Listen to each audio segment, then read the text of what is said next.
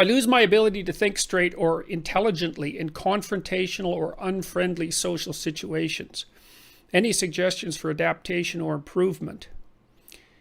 Well, a couple, I suppose. One is that when you get nervous in this kind of situation that you're describing, what often happens to people is they start paying attention to themselves. They get self-conscious. So, let's say I got self-conscious all of a sudden during this Q&A. What would happen is that I'd stop paying attention to the questions and the screen and what I'm doing, and I'd start paying attention to how I was feeling and to the nervousness, and then I'd start to get aware that I was not responding properly, and that would make me more nervous, and then I would get more aware of that, and that can just shut me down entirely. And that's happened to me now and then in a lecture, and sometimes it almost happened when I was talking to Sam Harris the first time. I paused for a long time and then became aware of the pause, and then anyways, what you have to do in a situation like that is, it's not so much that you have to stop attending to yourself, because if you start thinking I should stop attending to myself, then you'll just think about yourself more. What you have to do instead is pay more attention to the situation and to the people that you're talking to. So you have to increase the degree to which you're attending outwardly, and that'll stop you from attending inwardly. That's a very effective technique. You can practice that, generally speaking. Every time you get nervous, start paying more attention, and that'll help you out a lot. That's a really good suggestion for social anxiety in general, is that if you see, most people, but not everyone, but most people have enough implicit social skill because they were reasonably socialized when they were children, so that they do know how to act in social situations, but they get anxious, and then that interferes with them implementing what they know. Just like if you're a pianist and you get anxious and self-conscious while you're playing, you'll forget what you know because, well, you've activated a different part of your brain.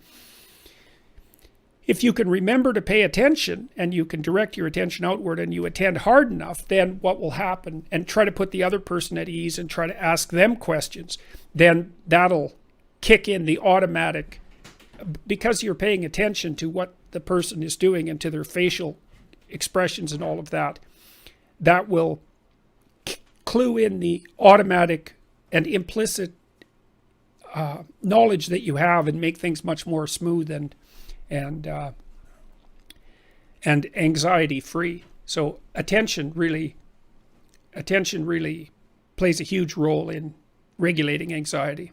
There's this idea, a very deep idea in clinical psychology, a fundamental idea, which is that if someone's anxious about something, what you do is and it's getting in their way, you take what they're anxious about and you define it, because that already delimits it, right? Because one of the problems with being anxious about something is you won't speak of it. It's like Voldemort. And then if you don't speak of it, it's way bigger than it should be. As soon as you start talking about it, you cut it down to size.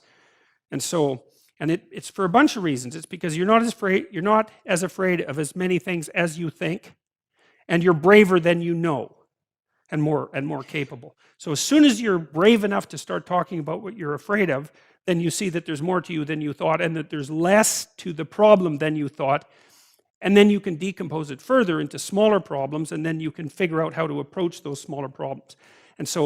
And then it doesn't seem to me to be that you get less frightened. It seems to be that you get more courageous, which is way better than being less frightened, because there's lots of things to be frightened about. So if you're courageous, that really does the trick.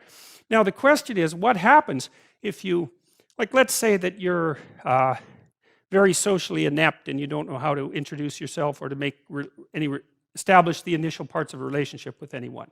And so then you start putting yourself in situations where you're required to do that. And so then the question is, how is it technically that you transform? You say, well, you learn. Well, we want to be more specific about that. What does it mean that you learn? Well, if you're dealing with someone who's particularly socially inept and you're doing psychotherapy with them, you might teach them how to shake someone's hand properly and say their name and remember the other person's name. And so you just practice that with them so that they have the motoric routine down. So that form of knowledge is built right into your body. It's like, look at the person, put out your hand, shake it, not like a dead halibut, but with a reasonable grip. say your name, don't mumble it, look at them so that they can hear you, and then when they say their name, try to remember it. And then so you can practice that with people, and so then they develop something that's motoric, right? It's embedded right in their body.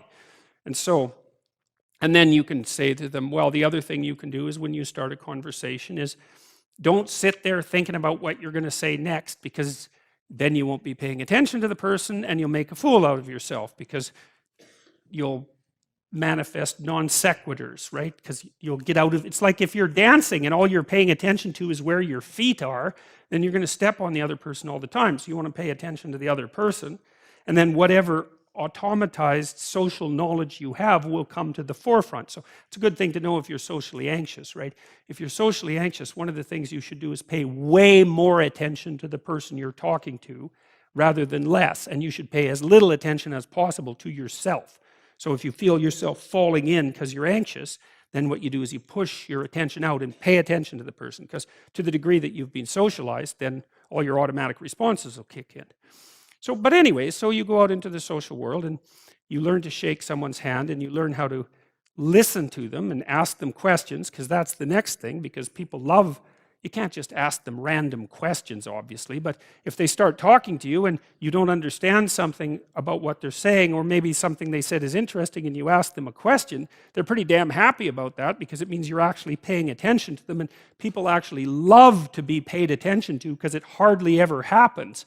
So they really, really like it. And so, okay, so what's happening? Well, first of all, you're mastering the automated motor movements, right?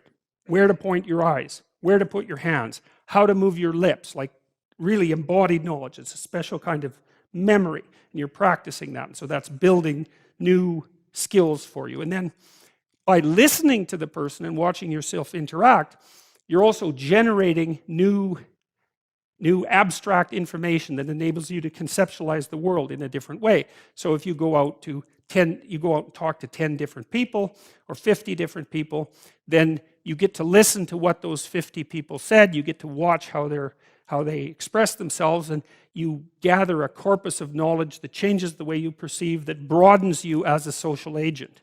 Okay, so that's two forms of knowledge. But then there's a third one, which is really interesting, which is that, you have a lot of biological potential. And it's hard to know what potential is, but part of it is that you're capable of generating proteins that you haven't been generating. So you should get right on that, by the way. So, but the way that works in part is that if you put yourself in a radically new situation, then your brain, that there are genetic switches that turn on because of the demands of the new situation that code for new proteins. So it's as if you have latent software, that would be one way of thinking about it, that will only be turned on if you go into the situation where that's necessary. And so then you might think, well, if that's the case, how much of you could be turned on if you went a whole bunch of different places?